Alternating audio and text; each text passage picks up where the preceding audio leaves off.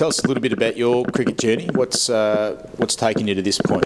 Yeah, well, I started cricket obviously very, very young because my family is, they've got a rich cricket history. My uncle being Tom Moody, and then my dad also played at a state level before he got injured and couldn't play the game again. But then also my godfather's Brendan Julian, who also played for Australia. So I straight away, as soon as I could, joined Midland Guildford, which was their district club in WA, and went through a little bit of chops and changes, but was lucky enough to start in the state programs at under-17s level.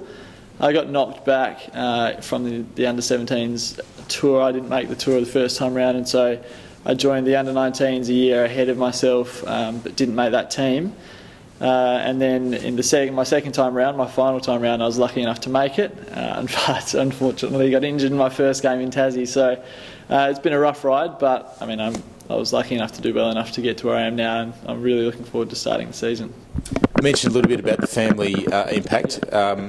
Tom was one that you'd mentioned. Is there anything that you've learnt in particular from him? Yeah, well, I mean, every time Tom's around, my old man and I go and have a hit with him, or at least, catch up for dinner or coffee or something, because, he's obviously got great insights into the game. But unfortunately, especially as a kid, and even now, yeah, he's not around that often. I mean, I think at the moment he's touring the West Indies because he's got a lot to do over there. But as a kid, he was in England or Sri Lanka, and he's constantly away. So he hasn't had too much to do with my development as a cricketer, but whenever he's around, like I said, I'm making the most of it, yeah, for sure.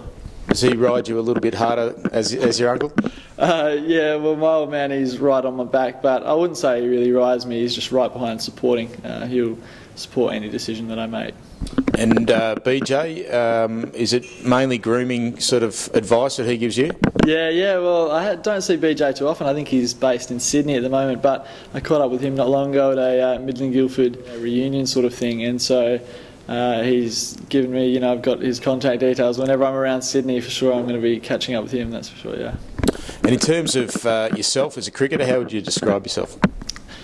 Yeah, interesting question. I was told when I first started in the under-17s that I was an experiment because I was very, very raw. My old man did a good job of teaching me technique, but there was more natural talent that was driving me as opposed to fine-tuned skills and everything. So I think that's been my base since the start, and even now, I mean, I'm getting a lot better technically and everything, but it was really based on natural athletic talent.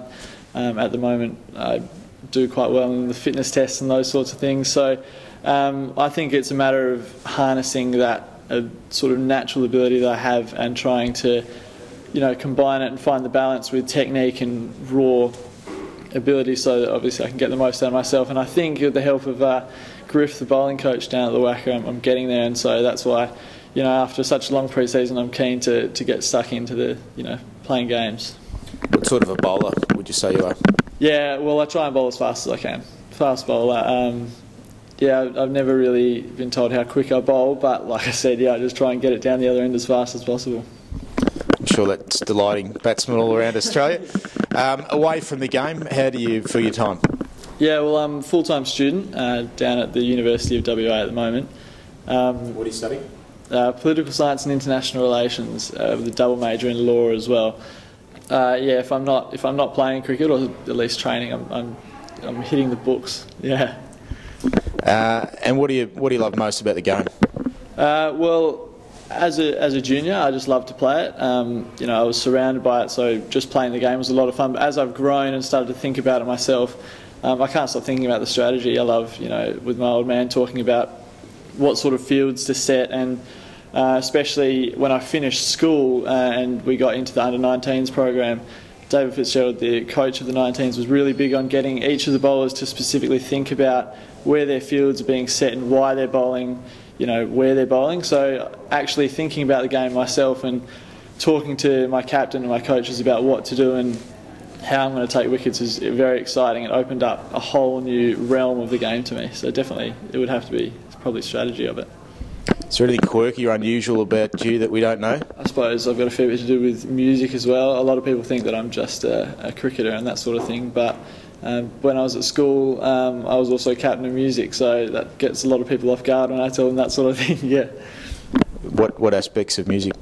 Well, I was at Guildford. unfortunately it wasn't the strongest music program. When I left, it got a lot stronger, so maybe I'll claim some of that. But I played the bass guitar, and from there, and the double bass. So from there, I just tried to spread my wings and play everything that I could. At the moment, I've got guitars and keyboards at home, so I just dabble wherever I can.